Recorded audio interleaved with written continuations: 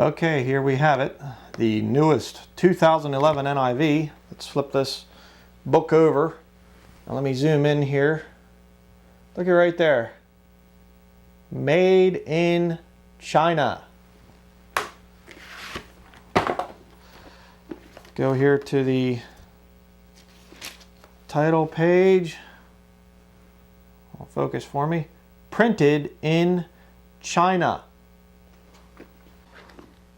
Isn't that incredible? You take your new version and you get it printed by communists, people that are anti-Christian. And by the way, before I continue, I want to show you about the quality of this piece of junk. You aren't going to believe this.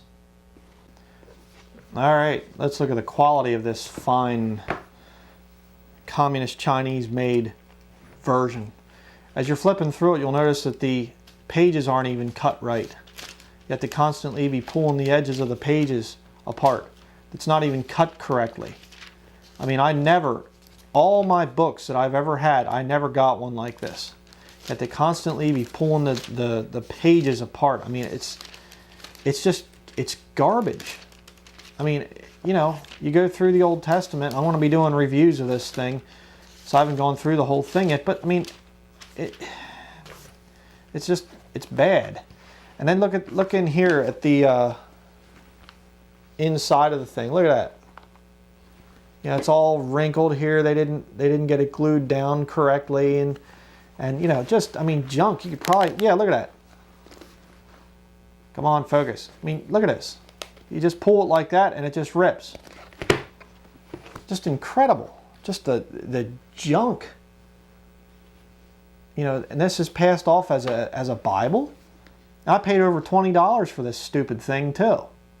The new NIV thin line Bible. Oh yeah. It's junk. It's garbage. I mean, look at that. I mean, I'm barely even pulling on that thing and it's just ripping. Let me just show you here real quick a good comparison. Look at this. Look at that. I'm pulling hard on that thing. Did it rip? No. What do we have here? We have a local church Bible publisher's King James Bible. And this thing here, I mean, look at that. Bend it. Just goes right back. And guess how much I paid for this? About $45. So in other words, about $20 more expensive than this Chinese made in communist China piece of junk. You know? And this thing here is just beautiful. I mean, it's just a beautiful Bible. And it's made in America too, by the way, I might add. So which one would you rather have? Communist Chinese made garbage, or handmade Bible made in America by Christians, local church Bible publishers? And what's the difference in cost? About $20. Gee, I got to think about that one. Boy, that's going to be a tough decision. Communist made Chinese garbage or handmade King James Bible. Man, it's a tough decision, isn't it? But I just want to make a couple things here about this whole thing of communist China. Okay, a lot of people are aware of the fact that there are forced labor camps in China, but some of you might not know to the full extent of which this thing goes. You might not know that Christians have been persecuted in China now for many, many, many years. Some say back to 1949 is when the communists basically took over, and they, you know, have been running China ever since. And it's interesting because there's all this talk about oppression in Libya and, oh, we got to go over there, and Afghanistan and Iraq and all these places like that. What about China? What about the Christians being persecuted over there, being used as slave labor? You say, well, Brian, I don't know if I believe that. You know, that might be some propaganda stuff. Well, I'm going to show you two pieces of evidence here on that subject. First, we have here the Taipei Times, I think is how you say that. It says here, China detains dozens of Christian worshipers. Look at the date there. Monday, April the 11th of 2011. That's when this happened. I mean, that's a couple weeks ago. Now we're going to jump down there to the one paragraph there. It says, Beijing police arrested dozens of Christian worshippers yesterday from a house church, one not formally recognized by the government. Isn't that interesting? When they tried to pray outdoors, a rights group said they sang hymns and said prayers as police loaded them onto waiting buses in Beijing's western Haidian, I'm probably not pronouncing that right, district. The U.S.-based Christian rights group China Aid said in a statement citing witnesses. Okay, I'm not going to read the whole article, but you go down through there, and pretty interesting here. It says, look at this. China only allows religious worship in state-approved churches, kind of like 501c3. Organizers of underground churches are routinely sent to labor camps without trial. And this is the country that you would approach to print your Bible? A country that imprisons Christians without trial and puts them in forced labor camps?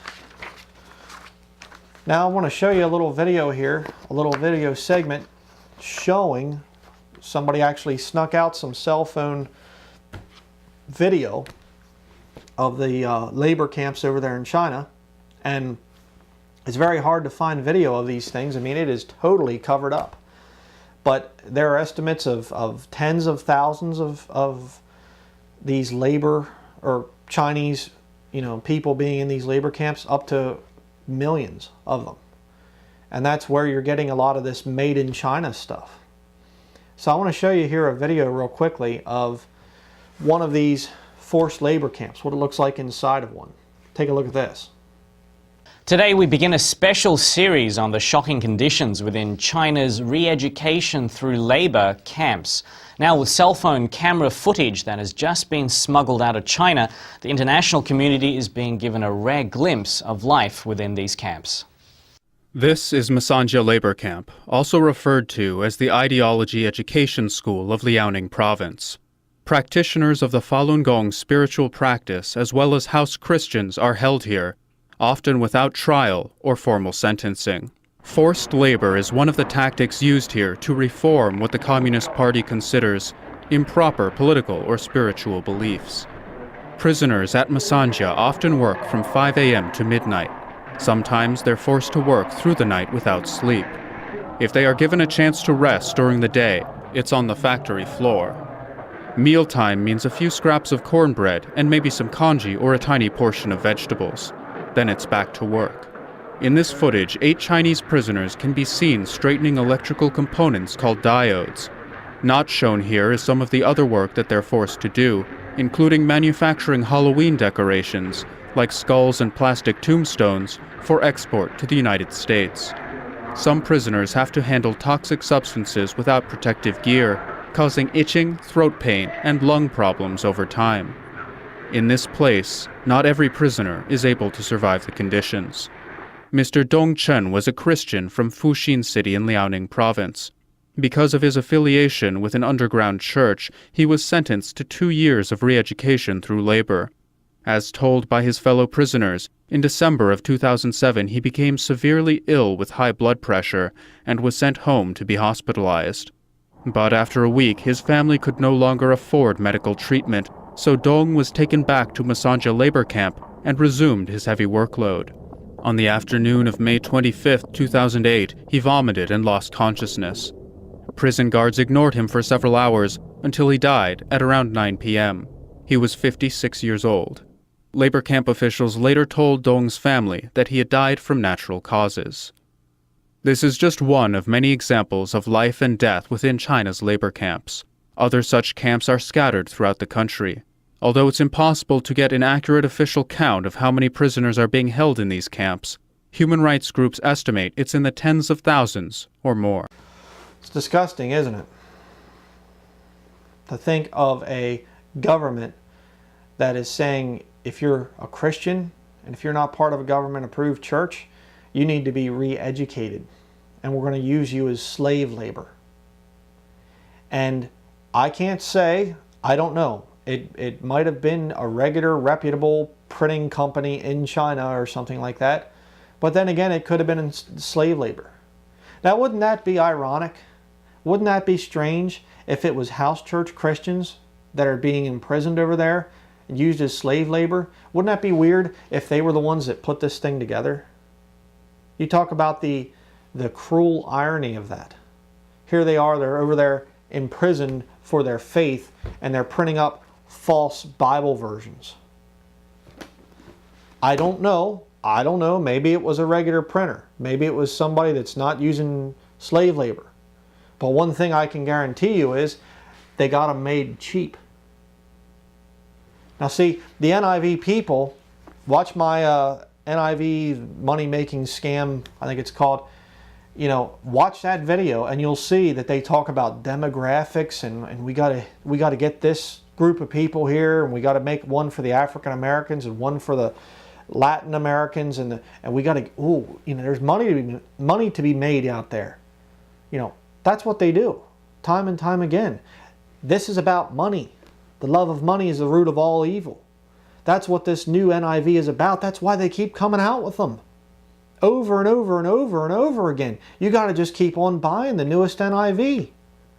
And what, the old NIVs and now the TNIV are both, we don't even sell those anymore. Those are now, relegated to, well, we don't really recommend those. You got to have the newest one. And what do? They don't go to America and find a publisher in America where people need jobs, where there's unemployment just skyrocketing right now. They don't come to America to get the newest NIV printed. They go to communist China. They go to the enemies of Jesus Christ to print their Bible. How much more do you people need to see to wake up to this scam? This is a scam. These are not God's people that are putting this garbage out. It just makes me so sick. Going to communists, atheists, to print their new version so that they can make money off of you. If you are an NIV user, how much more of this are you going to put up with? Are you okay with this? And some hypocrite's going to come along and say, well, there are King James Bibles that are made, in China too. I've seen those printed in China. Yeah, there's no copyright on the King James Bible. Anybody can print the King James Bible. Okay? We're not talking about that. We're talking about a company that owns the sole rights to this thing going to China to have their new version made. Where are you going to spend your money? Who are you going to give your money to? Okay? Giving your money to somebody like this, I bought it because I'm a researcher. That's what I do. Okay? I have a lot of stupid books here I don't even read just because I needed a couple quotes out of them for videos or documentation. Okay? That's what I do. But would I buy this normally? No. There's no way I'd pay any money for this kind of junk. All right? If I wanted a Bible, I would go to an American publisher, or maybe to a British type of a publisher or something like that. I wouldn't go to communists to buy a Bible. So it is just disgusting to me to think that this new NIV is produced by communists. Oh, man. So that's going to be it for now. Again, thank you for watching. You better get to the King James Bible. I'll tell you what. Don't fall for this made in China new version junk. That's it.